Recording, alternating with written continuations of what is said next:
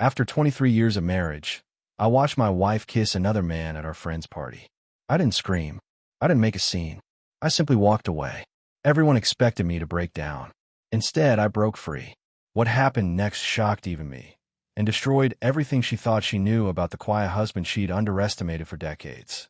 My name is Eugene Doyle.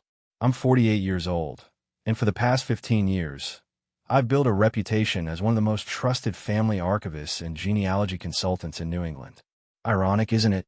I've dedicated my career to preserving other families' legacies while my own was silently crumbling. When you spend decades with someone, you develop a sixth sense for when something's off. Like how Pamela suddenly started going to yoga 4 times a week instead of her usual 2. Or how she'd turn her phone face down whenever I entered our bedroom. Small things that your brain catalogs but your heart dismisses. You're being paranoid, Eugene, I told myself. This is Pam, the woman who nursed you through pneumonia 3 winters ago.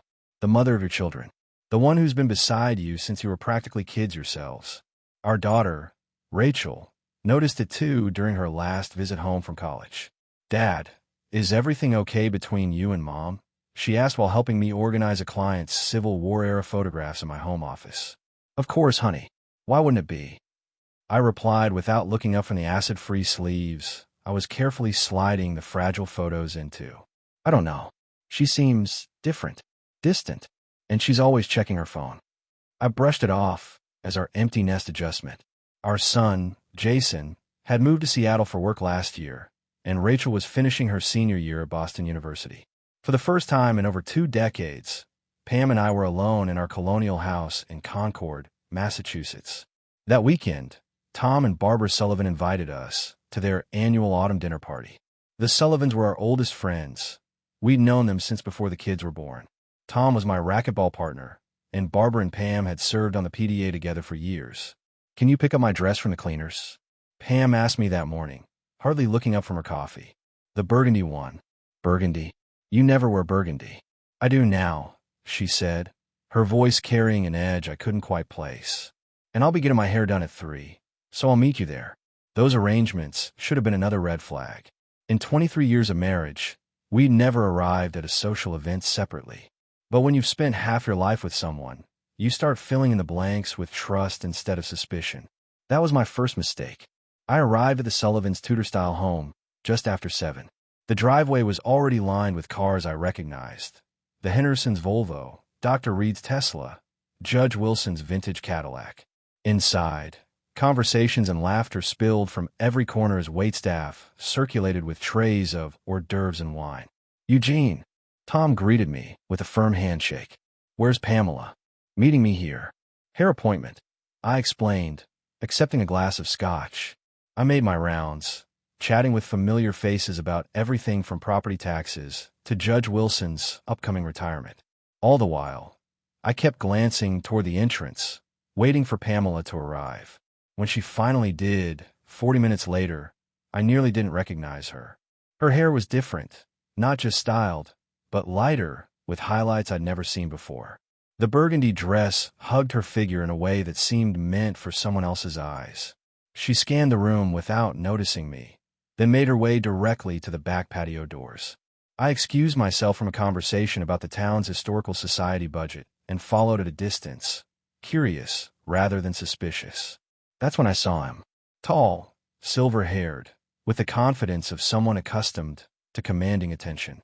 He stood slightly apart from the main group on the patio, and when Pamela approached, his face transformed with a smile that wasn't meant for casual acquaintances. My wife leaned in close, too close, and he placed his hand on the small of her back with familiar ease. She laughed at something he said, her head tilting back in that way I hadn't seen in years. Then, as if they'd forgotten they were surrounded by 24 people, she kissed him. Not a greeting between friends, not a peck on the cheek. This was deliberate, intimate, the kind of kiss that comes with history. At a party, I saw my wife with another man. I didn't say a word, just walked away. The glass of scotch in my hand suddenly felt too heavy. I set it down on a side table, turned, and moved quietly through the crowd toward the front door. No one noticed me leave. Not even Tom, engaged in a heated debate about local politics. Not Barbara, busy refilling empty glasses. and certainly not Pamela, who was still on the patio, her attention fully captured by the silver-haired stranger. I drove aimlessly through the autumn-painted streets of Concord, passing landmarks that had been the backdrop of our marriage for decades. The elementary school where we'd attended Rachel's and Jason's performances, the park where we'd walked our now-deceased golden retriever, the coffee shop where we used to meet for lunch when Pamela worked part-time at the library. 23 years of memories, now cast in the shadow of a kiss. I returned home after midnight. The house was dark and silent. Her car wasn't in the driveway. I sat in our living room, surrounded by the antique furniture we'd collected over the years, and waited. Not planning what to say, not rehearsing accusations, just sitting in the quiet, letting reality settle into my bones. When dawn broke, I heard her key in the lock. She entered tentatively, still in that burgundy dress, heels in hand. The moment she saw me sitting there, her expression crumbled into panic. By morning, she was in tears, but I had already gone. I didn't disappear completely. That would have been too easy for her, too convenient. Instead, I became a ghost in my own life, observing from the periphery as Pamela scrambled to make sense of my silent departure. I checked into the old mill in about 20 minutes from our home, close enough to monitor the situation, far enough to maintain my distance. It was a strategic decision, not an emotional one. When you spend decades studying family histories, you learn that hasty reactions rarely yield the best outcomes. My first call was to our son, Jason. I didn't tell him about the kiss or my suspicions, just that his mother and I needed some space. "Dad, what's really going on?" he asked, his voice carrying the direct approach he'd inherited from me. "I need to figure some things out," I replied. "Trust me on this one, son." I contacted our financial advisor next. Hank Williams had managed our investments for 15 years and knew the intimate details of our retirement accounts, property holdings, and the business I'd built preserving other people's legacies. "I need to understand exactly where we stand," I explained over coffee at a diner far from my usual haunts. Discreetly, Hank nodded, his expression grim. "You thinking legal separation?" "I'm thinking information first, decision second." What I discovered wasn't surprising, but still stung. Pamela had opened a private bank account 3 months ago. She'd moved small sums, nothing suspicious to a casual observer, but a clear pattern to someone looking closely. Preparing a safety net, planning an exit. 2 days after the party, I drove to a vantage point near our house and watched. At 7:30 p.m., an unfamiliar black Audi pulled into our driveway. The silver-haired man from the party stepped out, looking comfortable, like he belonged there. No hesitation, no furtive glances, just the confidence of a man entering familiar territory. I didn't confront them. Instead, I set up my laptop at the inn and accessed our home security system, the one I'd installed after a break-in 2 years ago. The cameras covered the exterior entrances and the main living areas, not the bedrooms. I'd drawn that privacy line during installation, a decision I now found darkly ironic. From my digital vantage point, I watched them move through our home with the ease of practice. He poured himself a drink from my collection of rare bourbons, the 23-year Pappy Van Winkle that Jason had given me for my 45th birthday. Pamela leaned against him in the kitchen while preparing dinner, his hands moving over her with practiced familiarity. The sound was the worst part. Her laughter, bright, genuine, a sound I hadn't heard directed at me in years. "It feels strange without him hovering around," she said as they settled on the sofa. "But also freeing."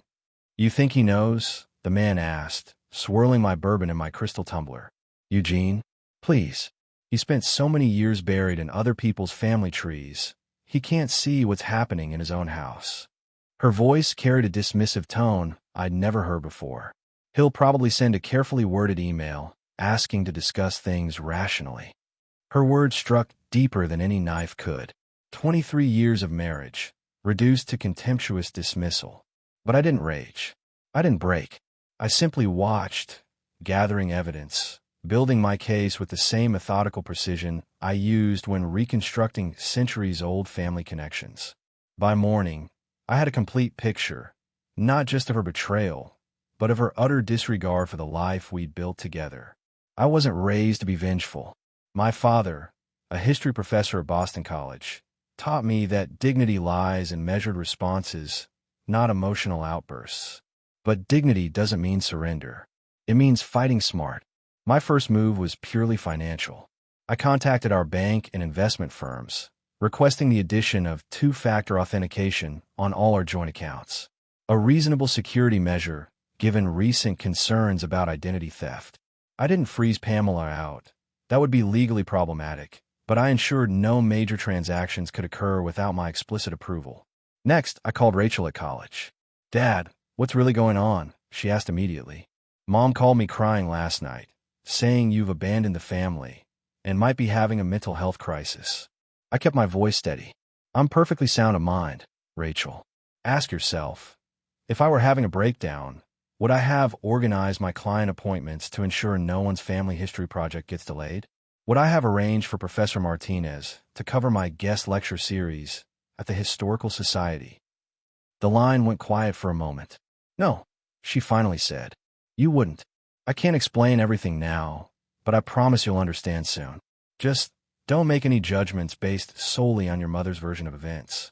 That evening, I drove to the office of Concord's most respected divorce attorney, Eleanor Bradford.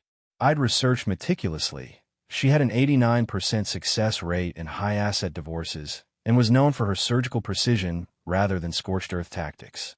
"I don't want revenge," I explained, sliding a folder of printed screenshots and financial records across her desk.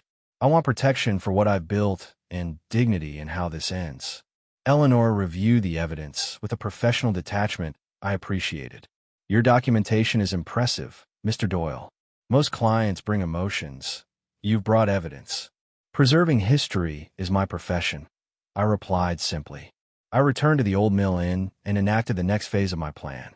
I remotely backed up all our shared digital storage to secure servers only I could access: family photos, holiday videos, the children's milestones.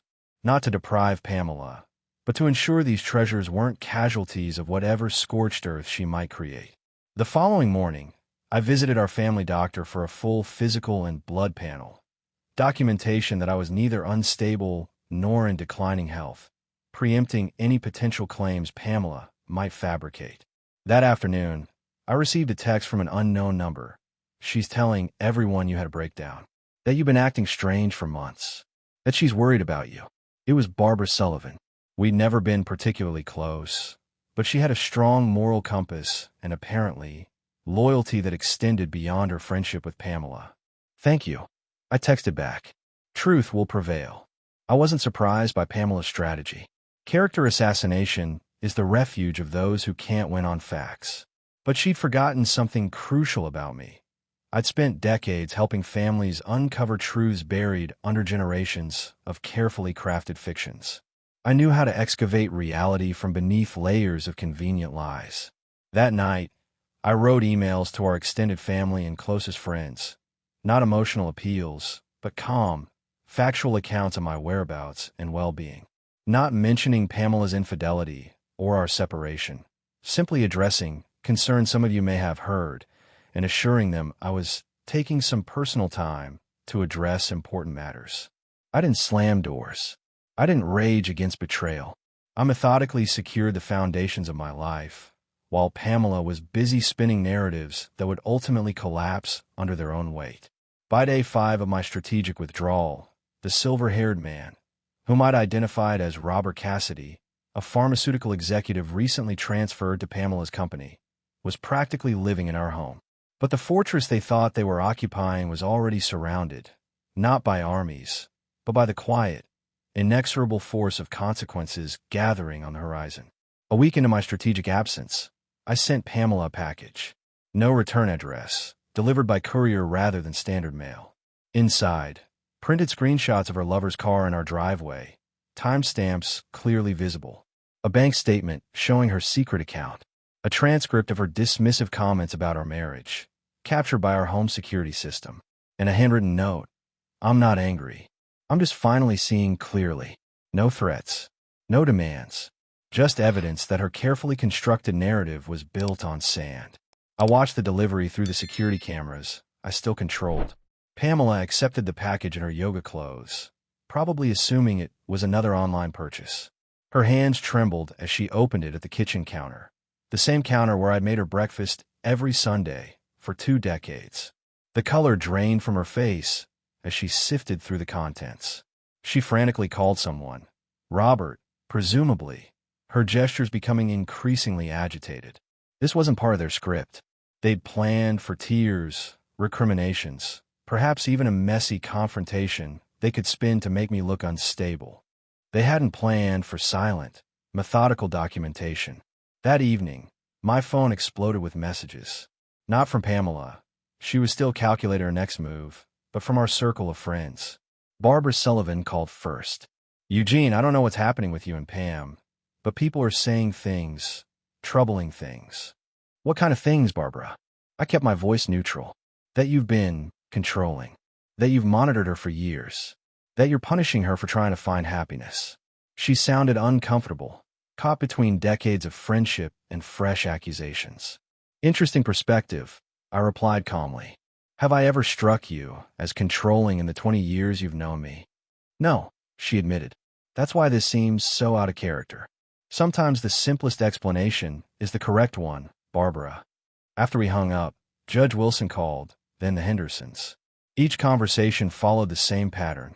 They'd heard troubling things, but couldn't reconcile them with the man they'd known for decades. I didn't correct them, didn't offer counter-narratives.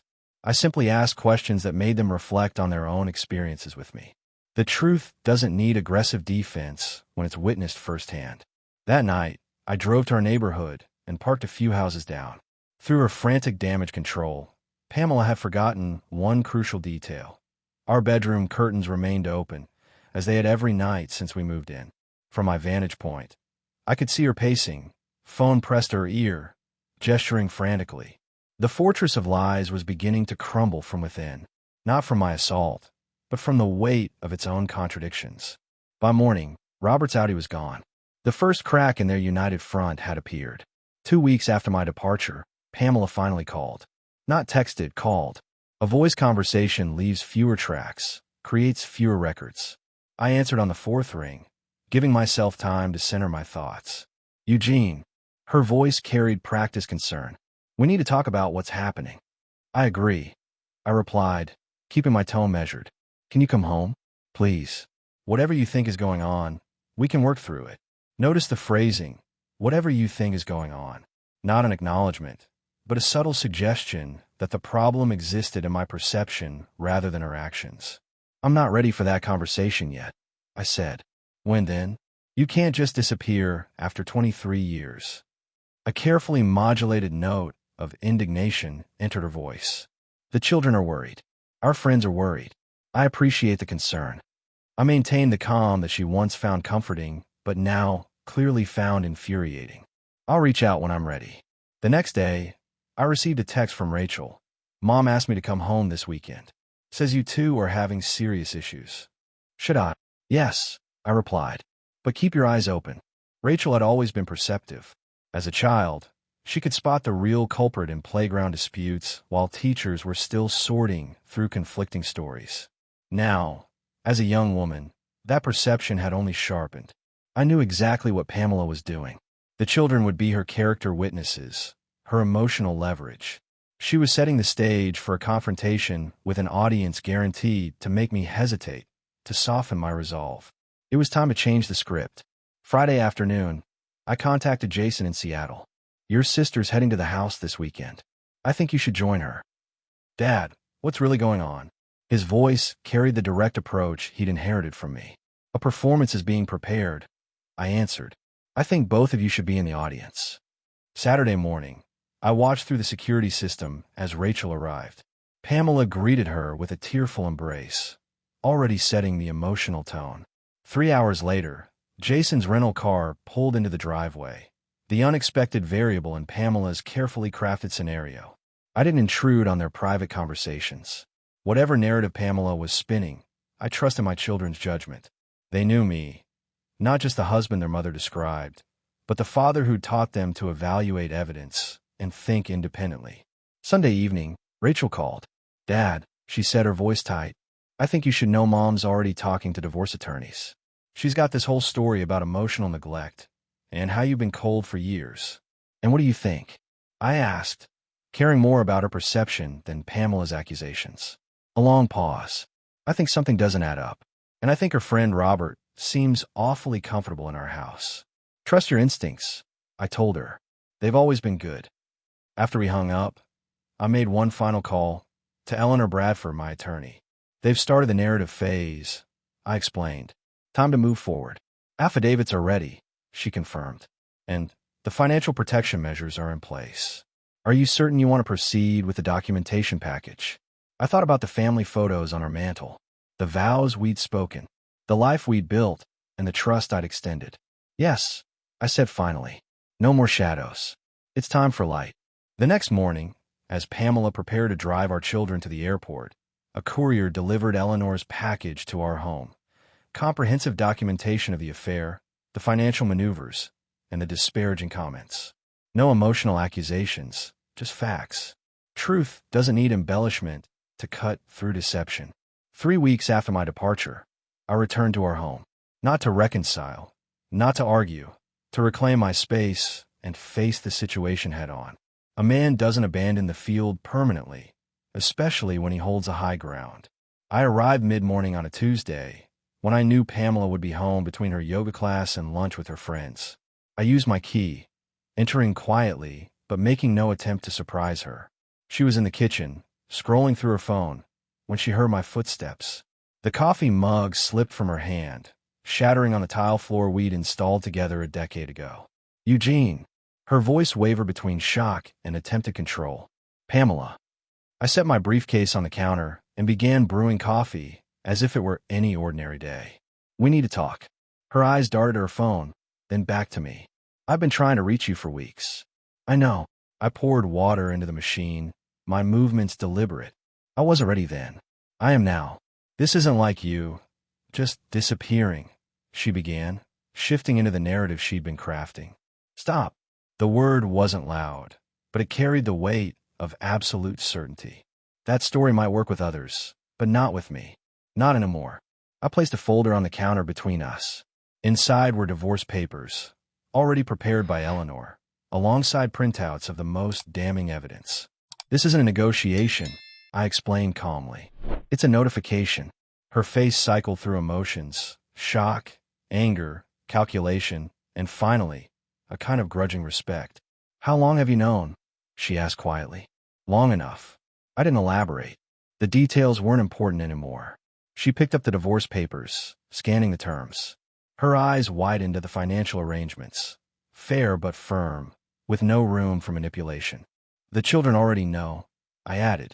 Not everything, but enough. They've seen the evidence themselves. That was the moment her carefully constructed facade truly collapsed. Pamela had always prioritized her image as a mother above all else. You had no right, she whispered, but the words lacked conviction. You made choices, I replied simply. So did I. Before I closed my office door, I turned back. I'm moving forward, Pamela. You should too, just not in this house. It wasn't cruelty. It was clarity, the kind that comes from recognizing when a chapter has truly ended. A week after returning home, I encountered Robert Cassidy face to face. It wasn't planned, at least not by him. I was leaving Concord Public Library after researching a client's Revolutionary War-era ancestors when I spotted his Audi in the parking lot of the upscale cafe across the street. Some confrontations are necessary, not for drama, but for closure. I entered the cafe calmly, spotted him at a corner table reviewing documents, and approached with deliberate steps. He didn't notice me until I pulled out the chair opposite him. Mr. Cassidy, I said evenly, sitting down, I think it's time we met properly. His eyes widened in recognition, darting toward the exit before settling back on me. Eugene Doyle. The same. I placed my hands on the table. Nothing hidden, nothing threatening, just a man claiming his rightful space. I thought we should have a conversation. Look, this is awkward, he began, his corporate polish already assembling excuses. Whatever Pamela told you about us. She hasn't told me anything, I interrupted calmly, which is precisely the problem. His confusion was genuine. Clearly, Pamela had assured him I remained ignorant or had accepted whatever narrative she constructed. I'm not here to create a scene, I continued. I'm here to look you in the eye and ask if you understand what you participated in destroying. He shifted uncomfortably. Marriages end. People grow apart. Indeed they do, I agreed. But honorable people end one relationship before beginning another. His eyes dropped to his coffee cup. The silence stretched between us. 23 years, I finally said. 2 children. A life built brick by brick. That deserved more than a kiss at a party and lies in the aftermath. His head snapped up. She said you knew for months. That you were separated in all but name. I smiled thinly. Consider who provided that information and their potential motives. Understanding washed over his face, followed by something resembling shame. Not guilt over the affair, but embarrassment at being manipulated, the kind of embarrassment corporate executives find intolerable. The divorce will proceed, I said, standing. I don't expect apologies or explanations. I simply wanted you to see the human being you helped betray, not some abstract obstacle in your path. As I turned to leave, he called after me. Doyle, for what it's worth, she's losing the narrative at the company. People are asking questions. I nodded once, acknowledgement without gratitude, and walked out into the autumn air. Some victories aren't about winning, but about making sure everyone recognizes what's been lost. 6 months after finding Pamela with Robert, our divorce proceedings were nearly complete. The house was on the market, assets divided according to Eleanor's meticulous planning. We communicated only through attorneys, arrangement that maintained peace and clarity. Then Pamela requested a face-to-face meeting. No lawyers, no mediators. Just the 2 of us at the small Italian restaurant where we'd celebrated our 20th anniversary. I considered refusing. What remained to discuss? But closure sometimes requires one final conversation, so I agreed. She arrived 15 minutes late, a habit that once irritated me but now seemed trivial. She'd aged in these 6 months, fine lines around her eyes deeper than I remembered. Thank you for coming, she began after ordering a glass of wine. I wasn't sure you would. We were married for 23 years, I replied. That deserves at least one final conversation. She nodded, fingers tracing condensation on her water glass. The house sold quickly. Good neighborhood, good schools. It always would. The small talk exhausted itself quickly, leaving the weight of unspoken words hanging between us. Eugene, she finally said, I need to know if you can ever forgive me. I considered the question carefully. Not a reflexive response, but a truthful one. Forgiveness isn't the issue, I answered. I've moved beyond anger. What I can't do is forget. I never meant to. Please, I interrupted gently. No narratives. Not anymore. She bit her lip, an old habit from when she was genuinely uncertain, not performing uncertainty. Robert's gone, she offered. He left when the pharmaceutical company transferred him to Chicago. I nodded, unsurprised. Robert had struck me as a man who followed paths of least resistance. Are you seeing anyone? She asked, her tone suggesting she'd been gathering courage to ask. No, I answered truthfully. I'm relearning who I am without you. Something in her expression crumbled, perhaps the last vestige of hope that I'd been destroyed by her departure, that I needed her to be whole. The children miss you, she said. Jason says you're taking him fishing in Alaska this summer. We leave in 3 weeks. Rachel's joining us for the second half. The conversation drifted to safer topics, the children's accomplishments, mutual friends, her new apartment downtown. As we finished dessert, she reached across the table, hand stopping just short of mine. I made a terrible mistake, she said, eyes glistening. If I could go back. We can't, I interrupted gently. And that's all right.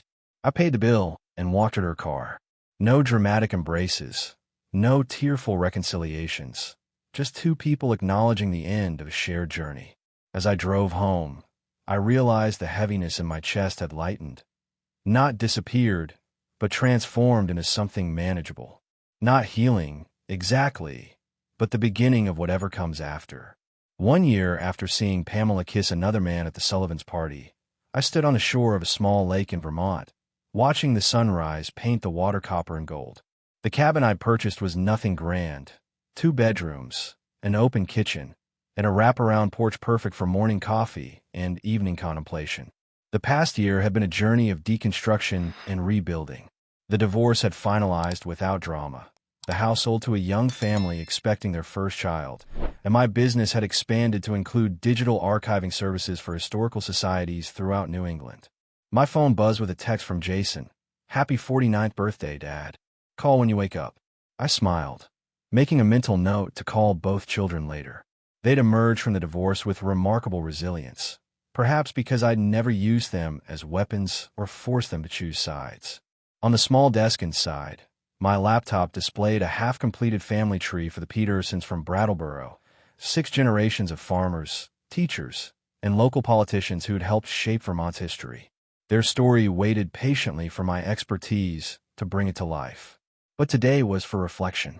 I walked along the shoreline, hands in pockets, considering the journey that had brought me here. The pain had faded gradually, like an old photograph losing contrast with time. What remained wasn't bitterness, but perspective, an understanding that even decades-long commitments required constant tending from both parties. My brother David arrived that afternoon, as promised, carrying fishing gear and a bottle of scotch. At 61, he'd weathered his own divorce 15 years earlier and emerged stronger for it. "How's it feel being on the other side?" he asked as we settled into Adirondack chairs on the porch. "Like waking up," I replied. "Everything's clearer." We talked as the day faded, not just about Pamela in the past, but about my plans for expanding the business, his upcoming retirement, the fishing trip we'd promised ourselves for decades. "You know what surprised me most?" I said as stars appeared above the pines. "Not the betrayal, but how I handled it. I never knew I had that kind of strength." David nodded, understanding what I meant. Not pride in stonewalling or calculating revenge, but in maintaining dignity through devastation. "Some men never find that out about themselves," he observed. "Takes a storm to see what's built to last." He was right. The man who had walked out of that party a year ago wasn't the same one sitting here now, not diminished but distilled. Stronger, clearer, more authentically himself. As night settled fully around us, I realized I'd stopped looking backward. The archived memories, both good and painful, had been properly cataloged and filed away, leaving space for whatever came next. Not a second chance or a new beginning, exactly, just the next authentic chapter in a life still very much worth living, written on my own terms.